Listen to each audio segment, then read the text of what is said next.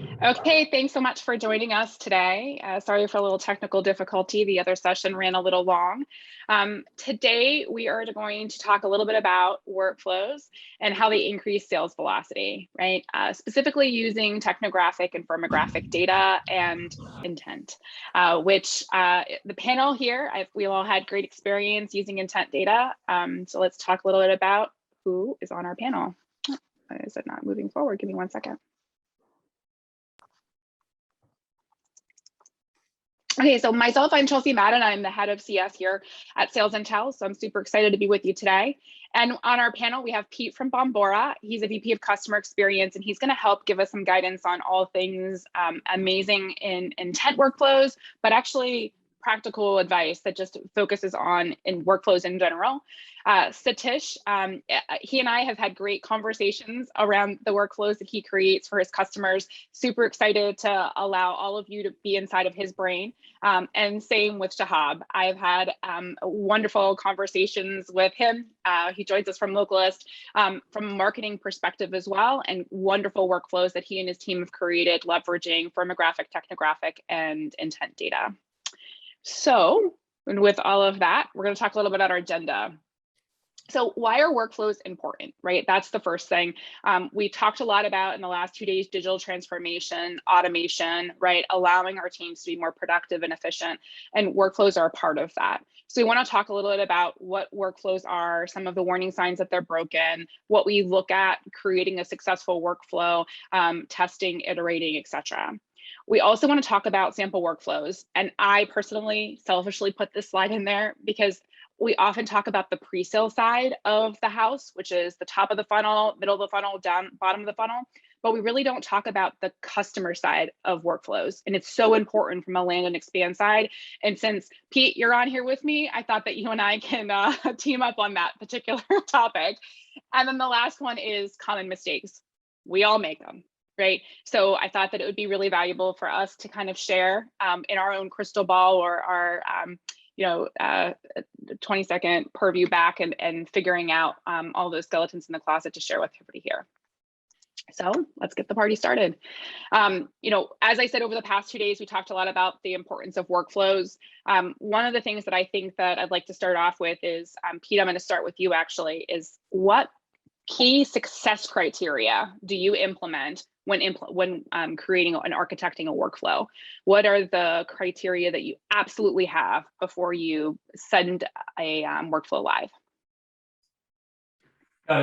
First of all, thank you for the introduction and thank you for having me. It's an honor to be around such kind of legendary folks, if you will. For me, if you kind of go backwards from this from a workflow perspective, everything to me is about speed, right? So we've got to, if you think about, kind of the cooking world as a metaphor, and I'll destroy metaphors throughout this, but you kind of have to have your mise en place, right? So you have to have all of the ingredients up front. So you have to have, and it depends on what the workflow is, right? If we're talking about a prospecting workflow, do we have our creative defined? Do we have our landing pages set up? Do we have our target list? Do we have them segmented properly? Do we have all of those things that we're going to need right in front of us?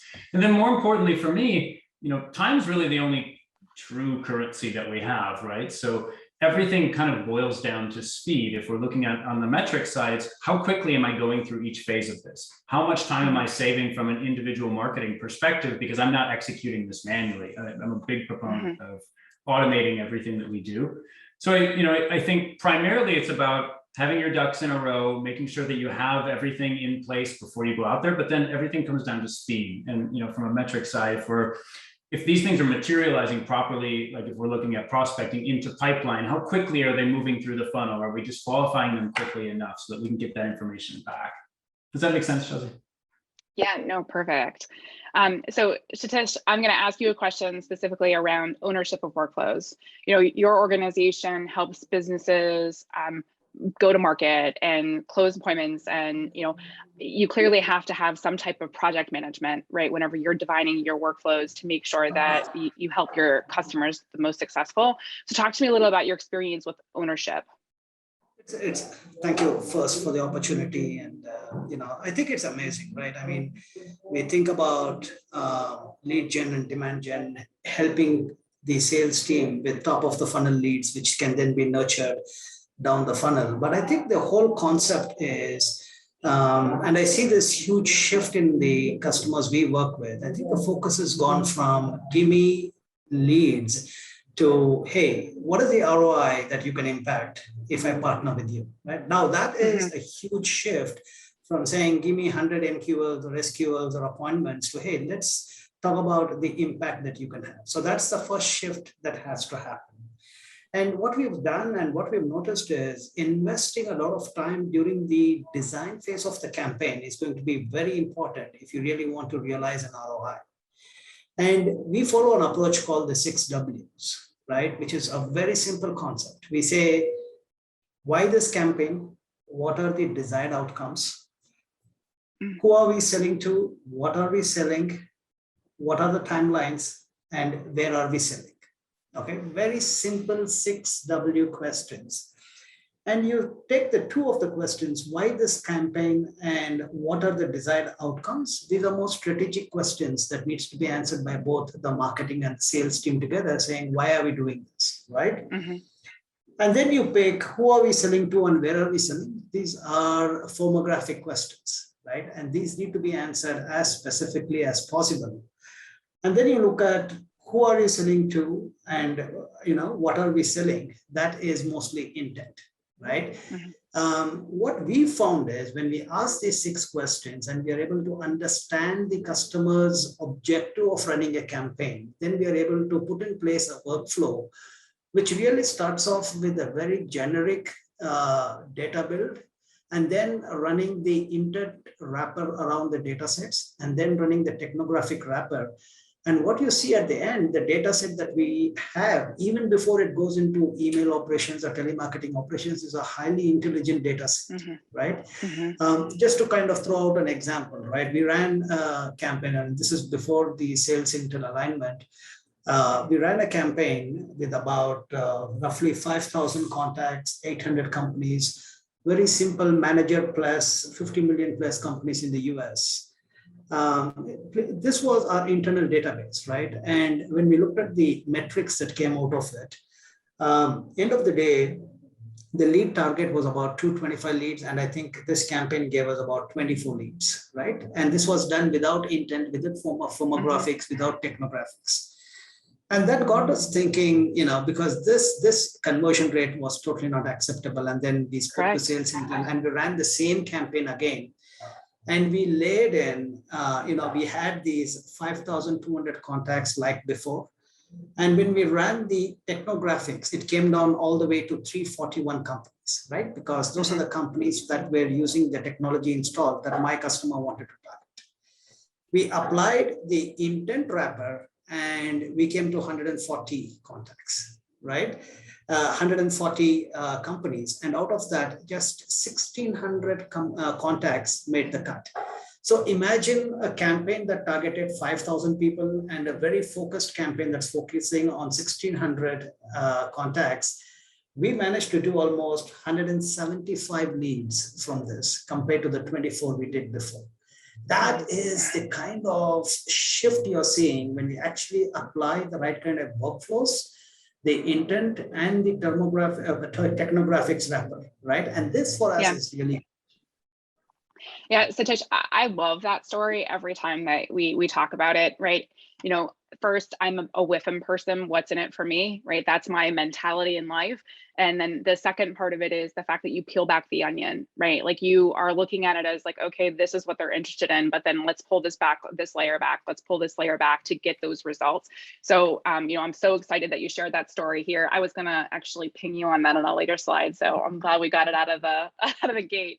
Shahab, I'm really interested to hear from you, right? As an executive leader, how often are you looking at the workflows to determine whether or not they're optimized, broken, working it correctly, like, getting into the weeds to make sure that the teams are running efficiently? Yeah, so it's great to be here and all on the panel and for the first of its kind conference. So thanks for inviting me. We have our our workflow resets every Monday when we get the buyer intent and visitor intel data over the weekend.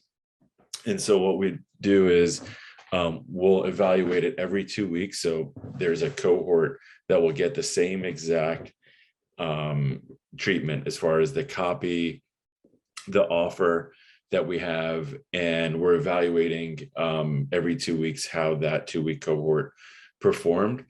And some of the things that you were talking about, like what are the things that need to be in place for measurement?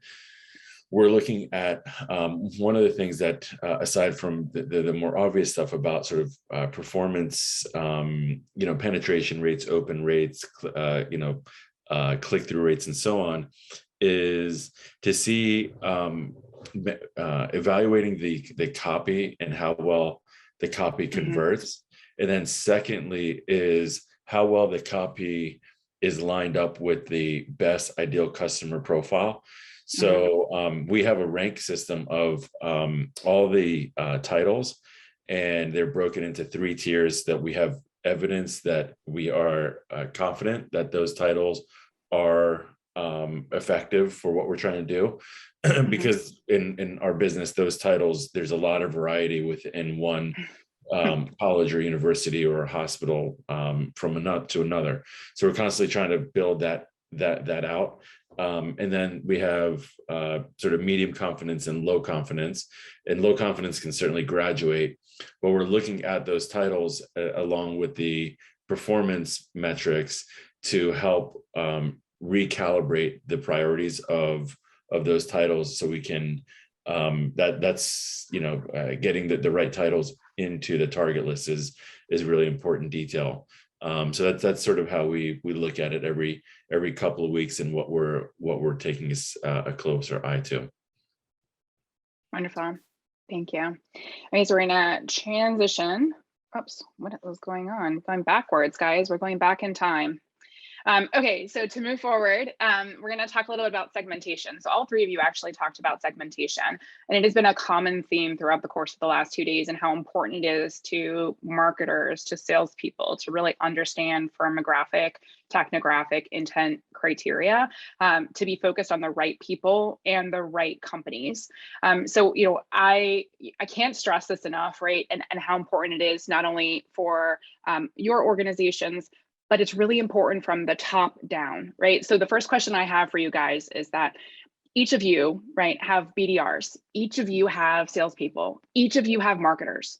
How do you, and I'm just gonna let this one go up, and whoever wants to grab the ball can grab it.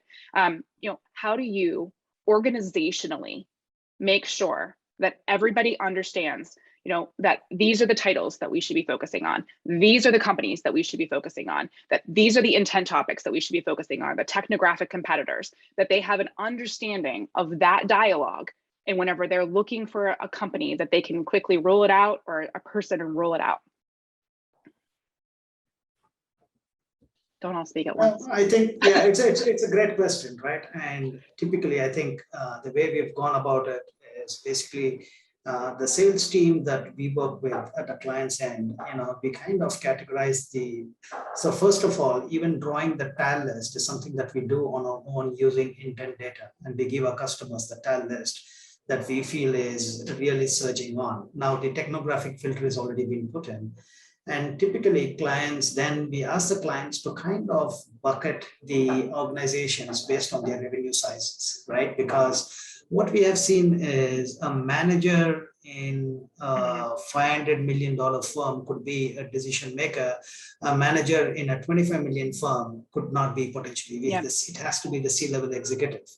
So the way we've approached this is to handle the clients into bucketize the target market, and then develop the personas, basically who are the influencers, the end users, and the decision makers.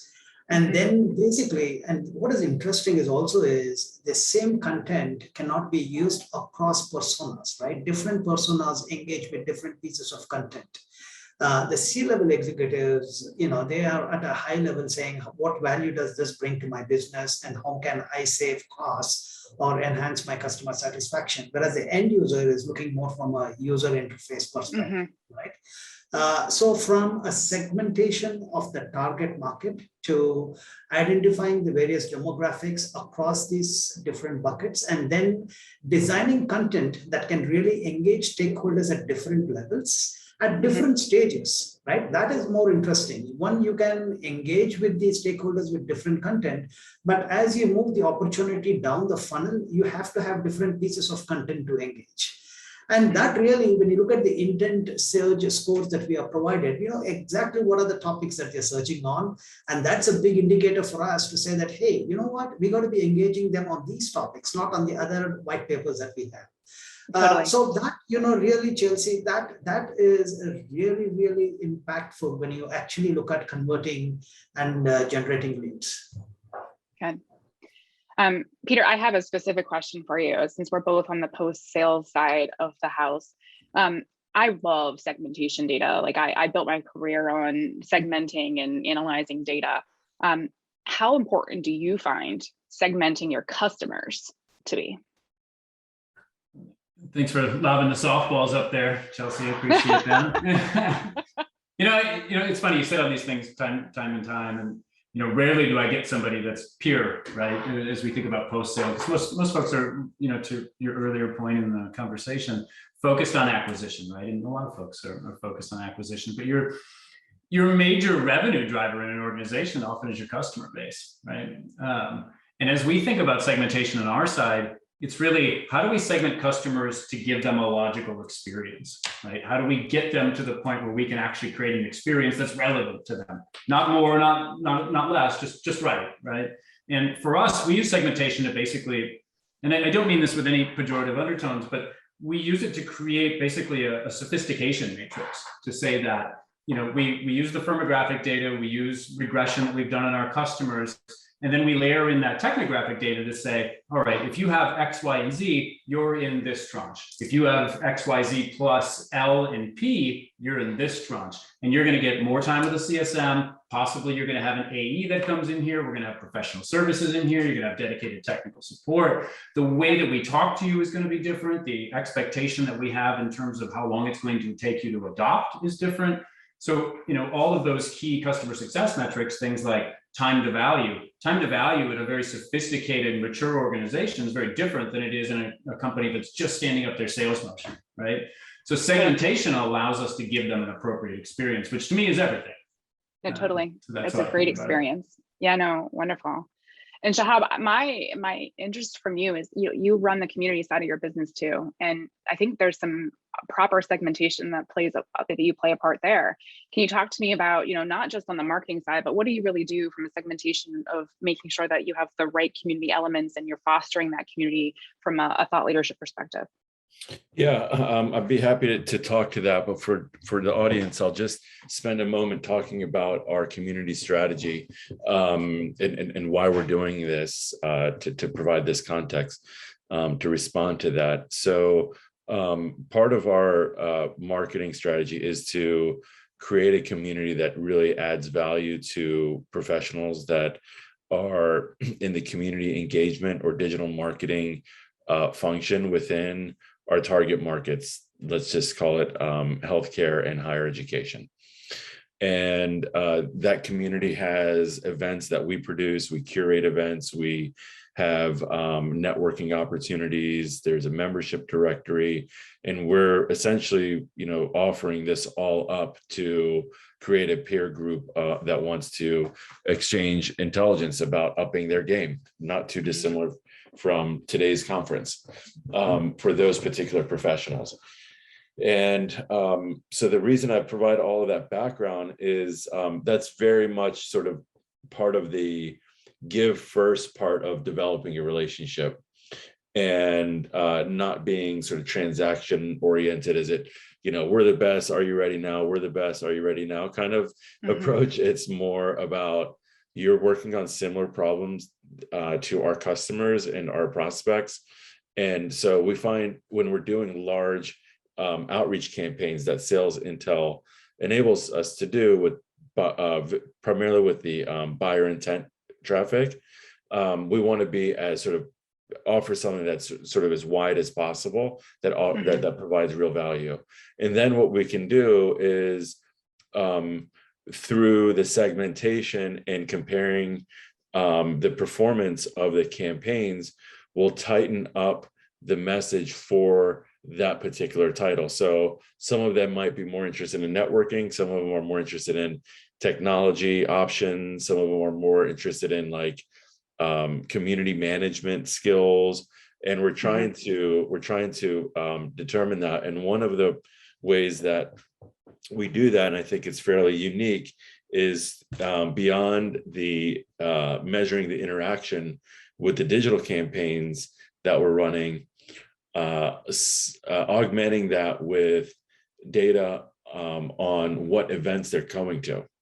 So smart. So event participation is a very high fidelity signal, right? Because you know the title, you know that they, I mean, spending 45 minutes in real time is about as high as you can raise your hand. And so those are that group. If we can mine that data to reveal patterns on what type of content they're in our case, events they're interested in, and which titles are interested in those events. And then you can sort of create new personas matched with content, event content, and sort of continue to reinforce it from there. I love it. I love it. So we're going to jump to the next slide, guys, and it's on my favorite thing is intent data. I love intent data. I have loved it my whole career. It allows me to prioritize the right account at the right time. I call it like my target line whenever I was starting my career in sales was like, it's the needle in the haystack, right? And I'm the magnet, I'm pulling that needle out. So, I want to start off with Pete. And the reason being is that, I, on the customer facing side, regularly talk to our customers about the best practices of leveraging intent, right? But I think it's amazing to come from you. Like, what is the thing that most people who are leveraging intent miss on implementing intent? Like, it's a no-brainer and we just miss it completely. I think there's a couple of things. I actually think that Satish and Shahab here may actually get it down to a more tactical level from an implementation perspective. But I think from a customer experience perspective, there's a couple of things that I think that are just really big swings and misses. And I see a lot. One is that intent's not a replacement for just good marketing, right? Yes, it's not a replacement for going out and doing your market research, understanding your ICP, understanding your personas, building that out. And really doing in-depth market research. Now, if you have that and you've done that, intent layered on top of that is really, to use Shahab's terminology, it's a really high fidelity signal. And I think that's a great way to think about it. I think the other piece of this is that it's not a panacea, right? As I've seen so many customers come in and just implement intent data, and then a couple of weeks later, regardless of expectation setting, they're like, well, we haven't closed any deals. Well, your sales cycle is 18 months long, right? And while we're going to be able to help you kind of separate the wheat from the chaff, especially on the bottom of the funnel, it still takes time. It still takes time to implement these things correctly. And there's a change management component that comes with this as well. I think one of the mistakes that I think is made fairly frequently, especially as you look at like SaaS organizations, they do this fairly frequently. The marketing team will buy intent data, they'll layer it into all of the things that they're doing, and then a couple months later, they'll bring the sales team along. And they'll be like, well, we have this cool new thing. You can look at the surge score over here. Why don't you come on in and adopt this, right? And you've got to bring everybody together on the front side. You've got to set expectations appropriately, because change management to something like this is really critical to really help them understand how to get off the ground running. No, I think change management across the board is critical for software adoption. So I definitely agree with that one. Satish, I know that you have seen great success. I mean, what you were just talking about on our first slide, right? You went from 0.6 percent downloads on your campaigns, and then you increased that tenfold to 6 times, that number. What was that light bulb in your head that was like intent, like this, like what happened? How did that light bulb come off that, the list of 50,000 names that you had originally is just not going to cut this, right? And that intent is the way to go, and cutting it and slicing it and dicing it for additional firmographics. No, I think, when you get return like 25 leads out of a 5,000 email blast, we probably, we did have 3, 4 different email templates. We had different subject lines. We had different graphics that we thought will probably engage better, but that did not do the trick. And that really kind of pointed out towards a more deeper problem of not really identifying the right kind of audience to go after, right? Despite of sitting down with the customer and identifying what their IPC is, it did not work well. That's why we said there is no point like carpet bombing the entire market and hoping that something sticks, right? So that's when we really walked down the intent path, and then we went down the technographics path. And we are so happy that we've done that, because it kind of helped us to get laser focused, right, on really the market to go after. But again, intent is intent. It kind of shows you the topics that they're really surging on. But like I said just before, you got to really think through on the kind of content that you want to engage them with, right? Totally. Cannot be a single piece of content being engaged. Even though you get the intent within at an organization level, you really don't know at a personal level what kind of intent they're going to be engaging with. So really thinking that through and basically engaging different personalities with different types of engagement and different kind of relationship outreaches is something that we advocated to our customers. And that really worked well. Even after we've delivered the leads, we did play a role in actually setting up the appointments for this client, right? He said, great, now that we have the MQLs and we did a certain qualification to make them sales qualified. And the client came back to us and said, can you help us with appointments? Because I really like the way you guys have streamlined this entire process, right? Yeah. So we went from selling a $25 marketing qualified lead to selling a $1,500 appointment setup program. But in deals that they got, probably they got about 4 or 5 deals out of this entire effort. That kind of justified the expenses that they made. No, totally. Shahab, I know that you have the same level of passion around intent that I do, and your team uses it on an ongoing basis. And you talked a little bit about it's a Monday workflow, and you refresh, and you dive in there. Can you talk to me a little about how you use intent topics for your ABM strategy? Like similar to what Satish is saying, defining the type of content you want to say based off of what you see them surging on. Yeah, we're fairly early in experimenting with sort of swapping out some of those variables. So we'll see how much we can move the needle. But maybe this perspective will be helpful in kind of building a little bit on what Pete was talking about, which is we've been kind of talking about this mostly in sort of what we control as marketing resources, but it's that partnership with sales that I think is really key to optimize where sales resources are expended, in the sense that they might set up instead of sort of lead nurturing from marketing, that it's coming from sales and they create their own cadence and groove or wherever they want to do that, or if we can have them calling. And so what we're doing now is we're trying to evaluate by channel which ones seem to benefit the most by receiving some of those calls and also have the highest chances to convert. So for example, if somebody attended one of our events, we really we expect sales would be calling on all of those. Do we expect them to do that with every person we put in buyer intent? No. Yeah. However, there are things that individual who originated from buyer intent can do that moves them up the lead scoring, which would trigger let's call it more costly interventions, if it's maybe a phone call or personalized emails from a sales account executive. So I think there are ways to do that, seeing where buyer intent matches a visitor intel, right? So if they kind of a month ago we sort of recognize them from buyer intent, then they also match up on visitor intel, and they clicked open a couple of our emails, then I think you can move those up. That is an area I would really, love to work with other people who are building those systems using existing popular tools like Pardot and Salesforce and Sales Intel and so on.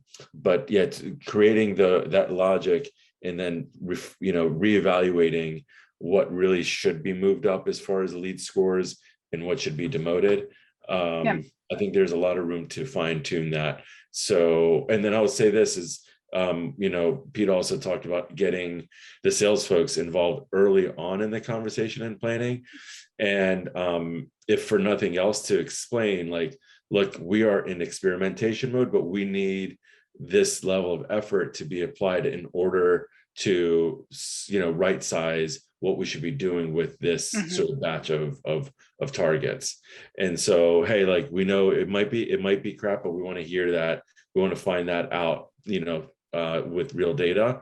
And by the way, here's something that has been in the water for 3 months, and we think these are better. And they, can you be providing us with the feedback to confirm or deny that? So I think just leveling, like that expectation as to like where we are and which things are new and still being experimented versus we have a little bit more confidence and we hope they'll sort of roll with us on these, I think is an important conversation to have early up. No, I totally agree. I think that sales and marketing alignment, we had a session on it yesterday, is key and super, super valuable that everybody's on the same page. And frankly, I'm sure, Pete, you can attest to this too, is it's not even just sales and marketing, it's sales, marketing, and CX or CE, right? All making sure that we completely align uniformly.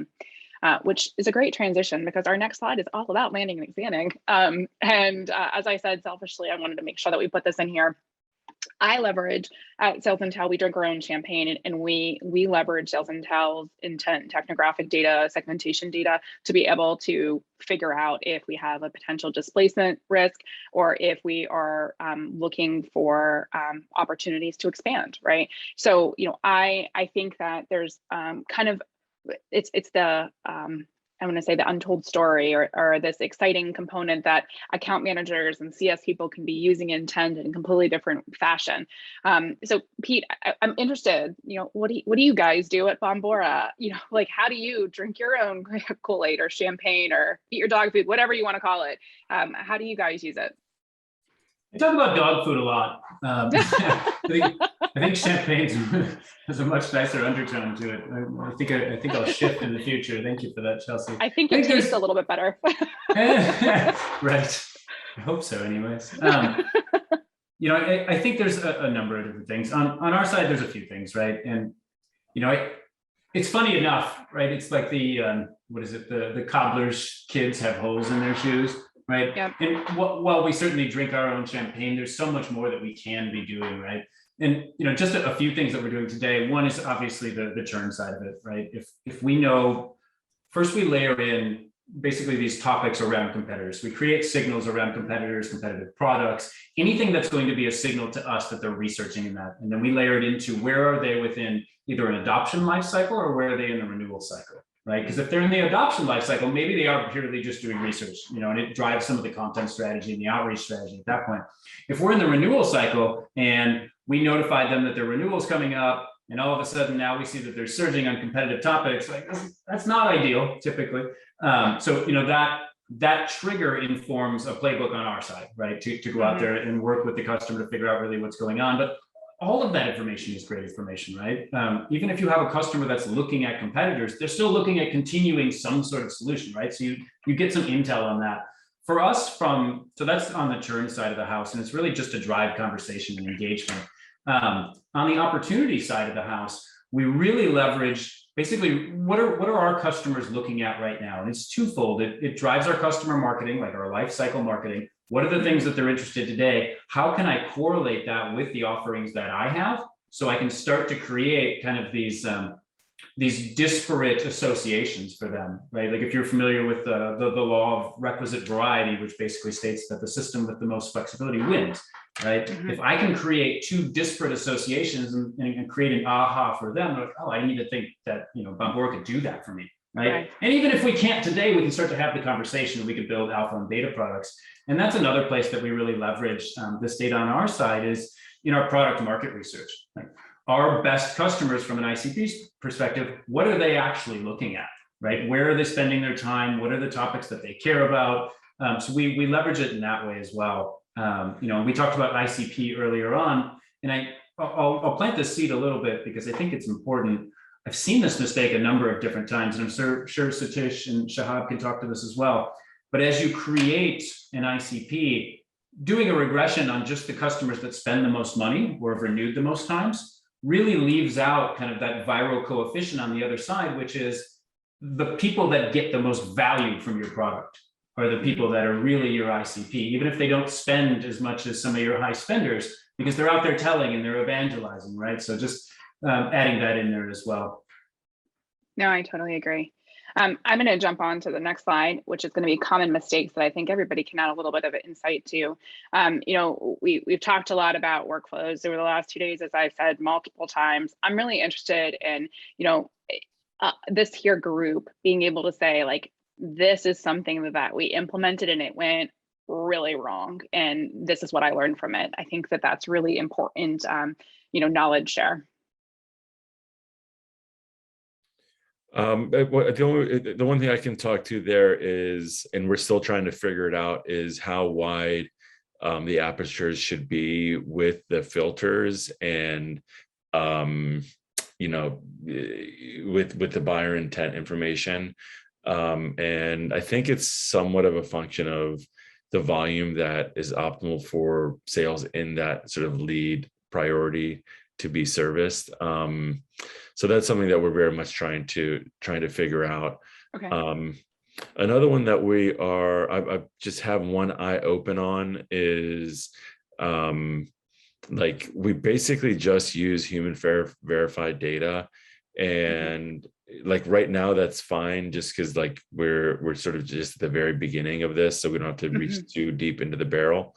But yeah, I just wonder if maybe we're doing ourselves a disservice by not including more machine verified contacts. So I think we'll need to experiment with those. Like right now we get to be a little bit choosy. But I just wonder if we're doing, we're missing out on something there. And Shahab, you and I can connect offline, but there are definitely positive ways to use machine verified data that I'd be happy to educate you and your team on, so that it protects you, but at the same time gets you that a little bit extra push. Great. Satish, thank you. Yeah, no, absolutely. Satish or Pete, do you have any common mistakes that you want to share the skeletons in the closet for? I shared a couple earlier, but I would add that when you're setting things up like this, trying to be more specific rather than more verbose from a topic curation perspective is really helpful, right? We see so many customers that come in and they're like, I have 10,000 topics and I want to surge on everything. It's not traditionally a very good approach. So really, going through the onboarding process, being consultative with the customer, I think is really important, but also just being really thoughtful about, what are the things that really make sense and where can I actually act on them, right? It's one thing to just have all this information coming at you. It's another to have a plan to be able to activate it. No, totally. And I see that the time is, we have about 3 minutes left. So I just want to see, sorry, Satish, you don't get to give us your common mistakes, so you get to keep that for next time. But is there any questions out there that we should be addressing before we jump offline here? You can type them in chat, or you can type them in the Q&A.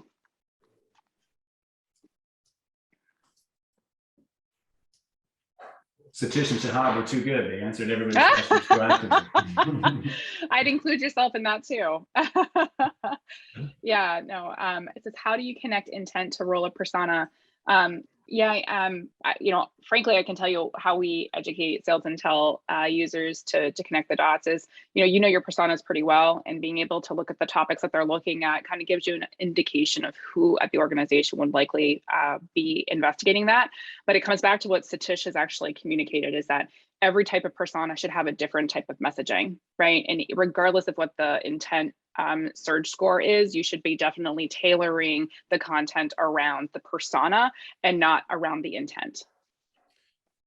Yeah, and I think in our roles in marketing, we often are left to essentially like test into fine tuning that alignment with the the message. So you get the intent data, then it's the message that we have to test out, lined up with that persona.